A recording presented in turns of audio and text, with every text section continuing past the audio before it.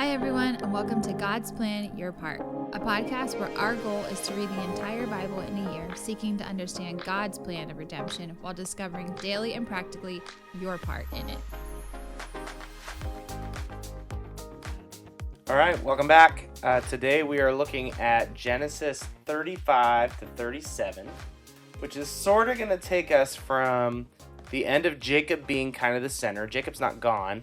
But it does feel a little bit like we're moving away from Jacob's story into Joseph's story. So in 35, we get kind of a cleanup of what's going on with Jacob. And to be fair, all the brothers. Yes, all the brothers, and I feel like they needed a little bit of fairness. We will see them like show up here and there, doing different things. Sometimes good, sometimes not. And in the middle, we get a little bit of a genealogy of Esau, and I probably said every single name incorrectly, so it's okay. I'm glad I didn't read that chapter. So what do you think, Jenny? You caught me at a bad time. She's yawning. Oh boy. Sorry. I think that I have much more compassion and just like understanding for these brothers.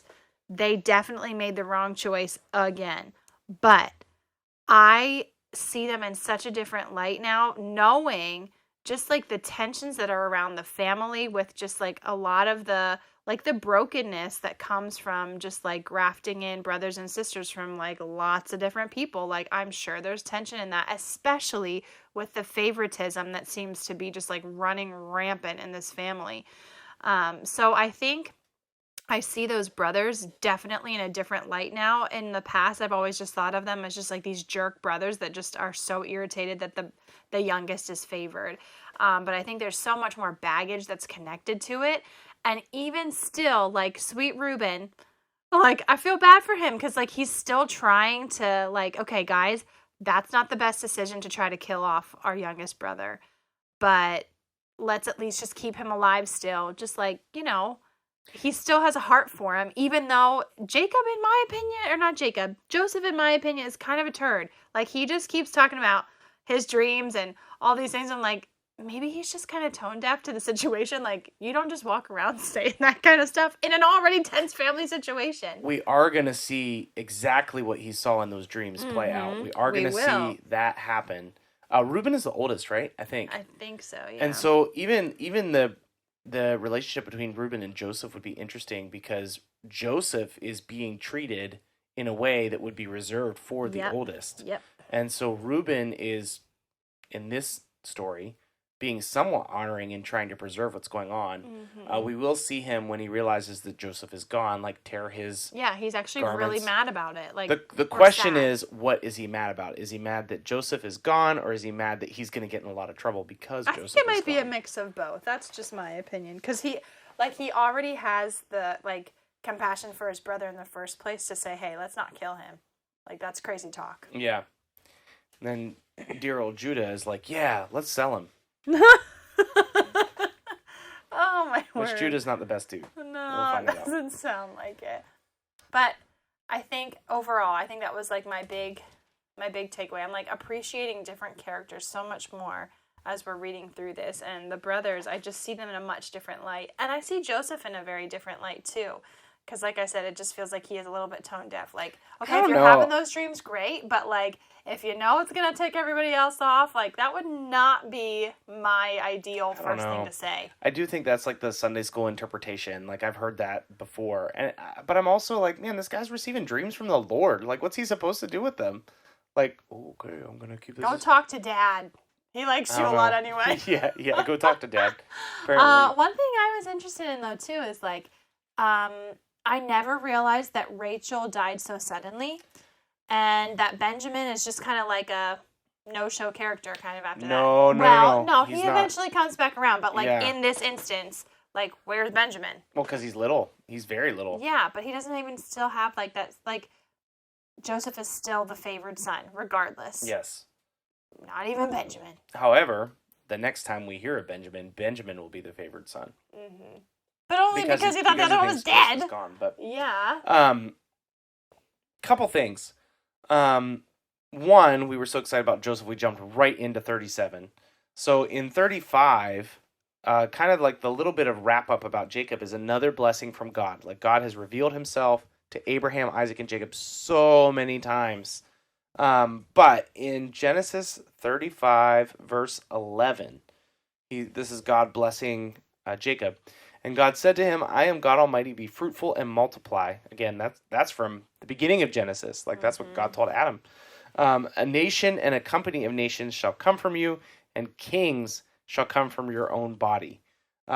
This is that continued promise that kings will be coming. Now, to the immediate audience, the Israelites leaving Egypt, that would have been very interesting because they're slaves leaving Egypt. It would have become very important when David comes to the throne, the line of kings that come after him. But it's very important to us because this is an allusion to Jesus. Like Genesis is full of things that point to Jesus. Then we get this little bit of catch up on all of Esau's descendants. That's just giving the people the shape of who's around them. And almost credibility, too. Yeah, it definitely is. And then we jump into this story of Joseph and his dream, which we've already talked about. And this is not going to be the only time that he has dreams, either. Oh, no, he has lots of dreams. Many, many dreams. And interprets them. One of the things I'm noticing reading through this is that many of these characters hear from God through dreams. And I'm continuing to think about Joel. Or physical encounters. Joel 2 is what Peter preaches in Acts 2 when the Holy Spirit comes on the people. And he says that like there's a new thing coming where the old men will dream dreams and the young men will get visions, I think. But essentially, like, God communicates through dreams. I don't want to hate on that at all. I think that God does do that. It's just, when is it appropriate to tell people that they hate you? Jenny has a real problem with this. When are you allowed to tell people about your dreams? I think birth order stuff is very interesting to me, and I typically put, like, a lot of these situations into my own, like, thinking of my own children. And like, oh my word, my heart would hurt for some of these kids that are just like, meh, whatever.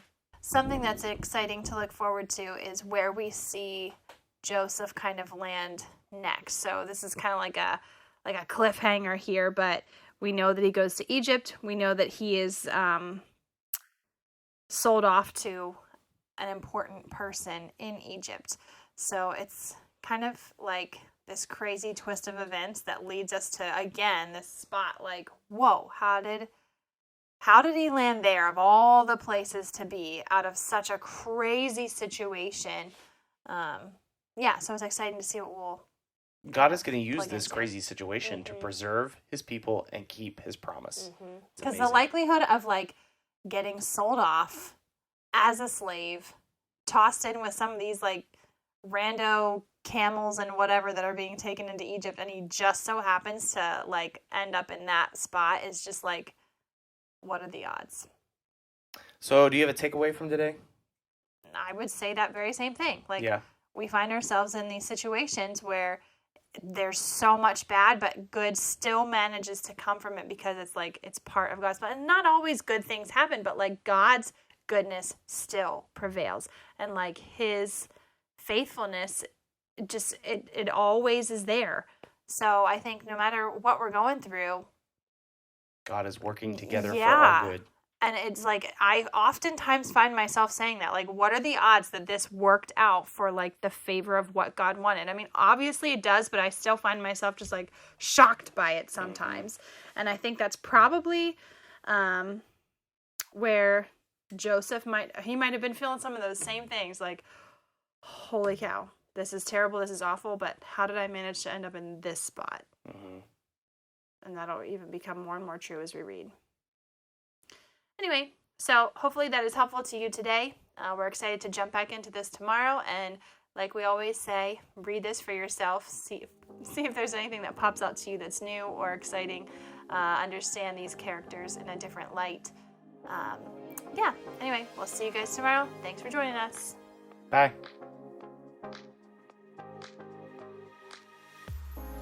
Genesis 35. God said to Jacob, "Arise and go to Bethel and dwell there. Make an altar there to the God who appeared to you when you fled from your brother Esau." So Jacob went to his household and to all who were with him. Put away the foreign gods that are among you, and purify yourselves, and change your garments. Then let us arise and go up to Bethel, so that I may make there an altar to the God who answers me in the day of my distress, and has been with me wherever I have gone." So they gave to Jacob all the foreign gods that they had, and the rings that were in their ears. Jacob hid them under the terebinth tree that was near Shechem. And as they journeyed, a terror from God fell upon the cities that were around them, so that they did not pursue the sons of Jacob. And Jacob came to Luz, that is Bethel, which is in the land of Canaan, he and all the people who were with him. And there he built an altar and called that place El Bethel, because there God revealed himself to him when he had fled from his brother. And Deborah, Rebekah's nurse, died, and she was buried under the oak tree beneath Bethel.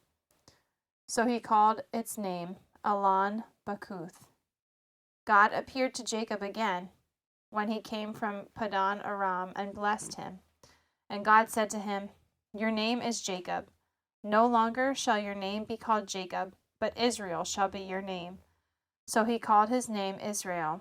And God said to him, "I am God Almighty. Be fruitful and multiply. A nation and a company of nations shall come from you, and kings shall come from your own body. The land that I give to Abraham and Isaac I will give to you, and I will give the land to your offspring after you." Then God went up from him in the place where he had spoken with him. And Jacob set up an altar in the place where he had spoken with him, a pillar of stone. He poured out a drink offering on it and poured oil on it. So Jacob called the name of that place where God had spoken with him Bethel. Then they journeyed from Bethel. When they were still some distance from Ephrath, Rachel went into labor, and she had hard labor. And when her labor was at its hardest, the midwife said to her, "Do not fear, for you have another son." And as her soul was departing, for she was dying, she called his name Ben-Oni, and his father called him Benjamin.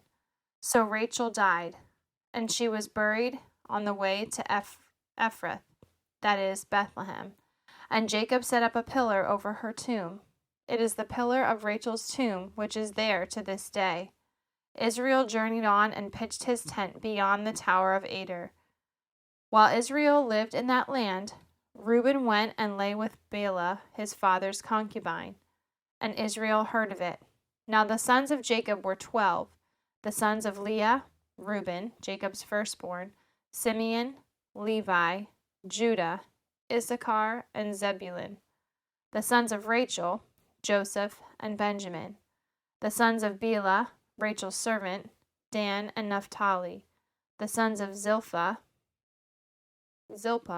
Leah's servant, Gad and Asher. These were the sons of Jacob, who were born to him in Paddan Aram.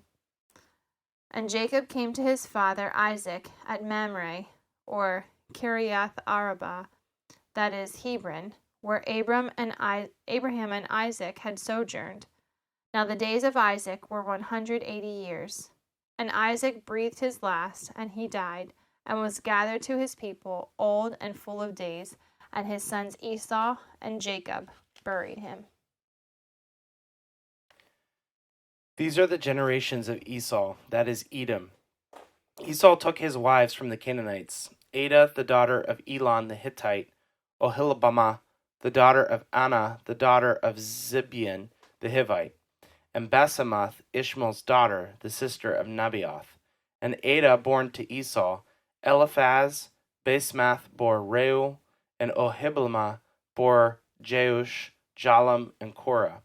These are the sons of Esau who were born to him in the land of Canaan.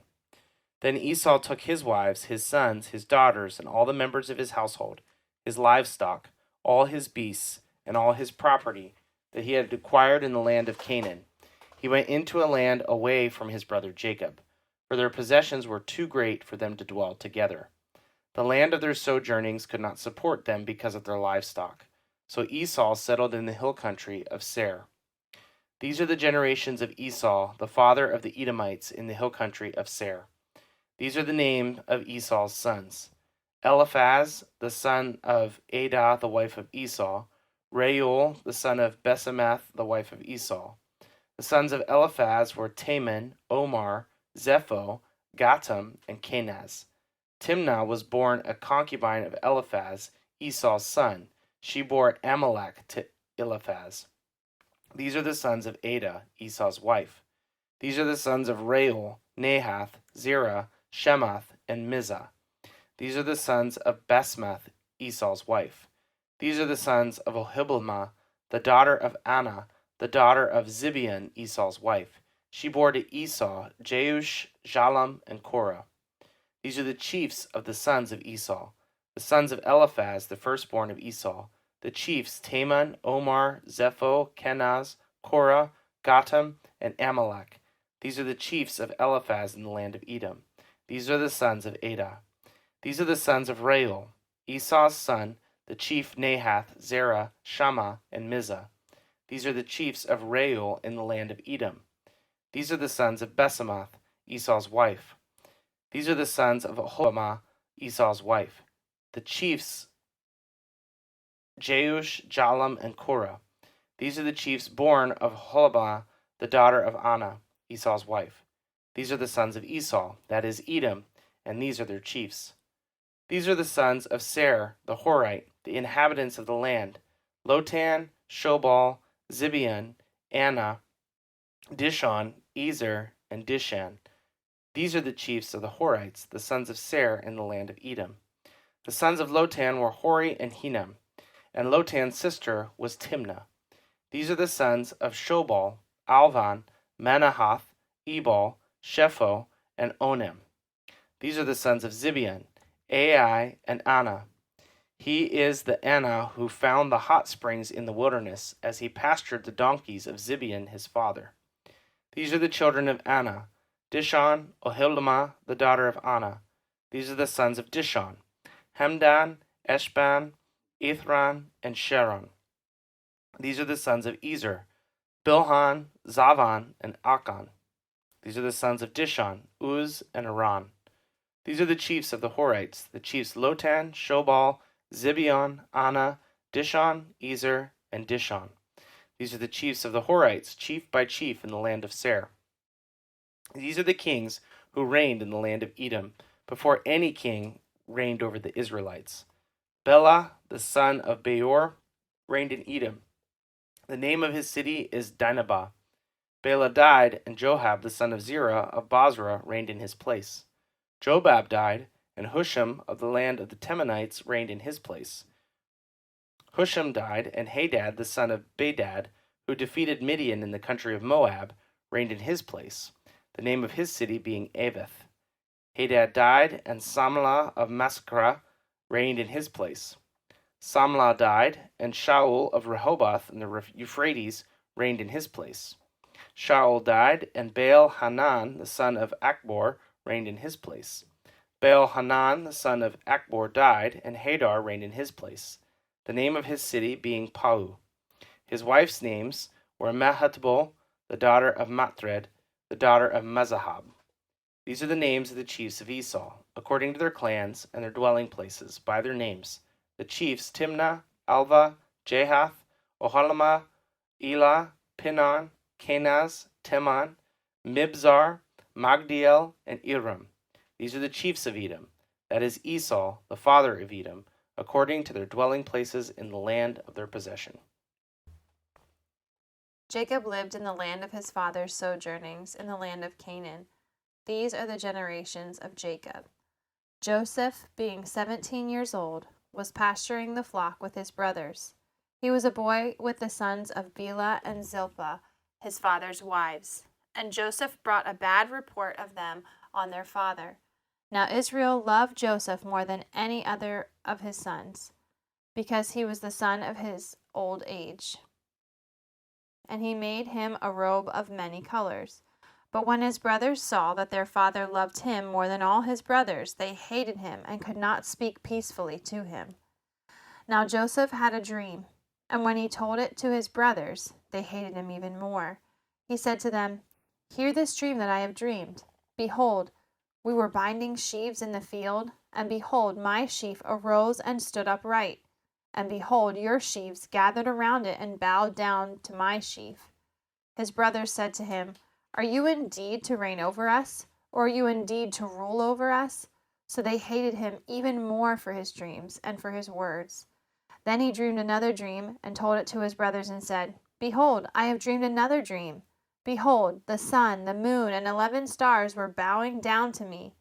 But when he had told it to his father and to his brothers, his father rebuked him and said to him, What is this dream that you have dreamed? Shall I and your mother and your brothers indeed come to bow ourselves on the ground before you? And his brothers were jealous of him, but his father kept the saying in mind. Now his brothers went to pasture their father's flock near Shechem. And Israel said to Joseph, Are not your brothers pasturing the flock at Shechem? Come, I will send you to them. And he said to him, Here I am. So he said to him, Go now, see if it is well with your brothers and with the flock, and bring me word. So he sent him from the valley of Hebron, and came to Shechem. And a man found him wandering in the fields, and the man asked him, What are you seeking? I'm seeking my brothers, he said. Tell me, please, where are they pasturing the flock? And the man said, They have gone away, for I heard them say, Let us go to Dothan. So Joseph went for his brothers, and found them at Dothan.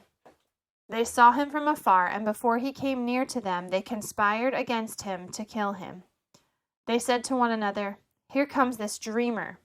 Come now, let us kill him and throw him into one of the pits. Then we will say that a fierce animal has devoured him, and we will see what will become of his dreams. But when Reuben heard it, he rescued him out of their hands, saying, Let us not take his life. And Reuben said to them, Shed no blood. Throw him into the pit here in the wilderness, but do not lay a hand on him, that he might rescue him out of their hand to restore him to his father. So when Joseph came to his brothers, they stripped him of his robe, the robe of many colors that he wore, and took him and threw him into a pit. The pit was empty. There was no water in it. Then they sat down to eat, and looking up they saw a caravan of Ishmaelites coming from Gilead, where their camels were bearing gum, balm, and myrrh, on their way to carry it down to Egypt. Then Judah said to his brothers, What profit is it if we kill our brother and conceal his blood? Come, let us sell him to the Ishmaelites, and let not our hand be upon him, for he is our brother, our own flesh. And his brothers listened to him.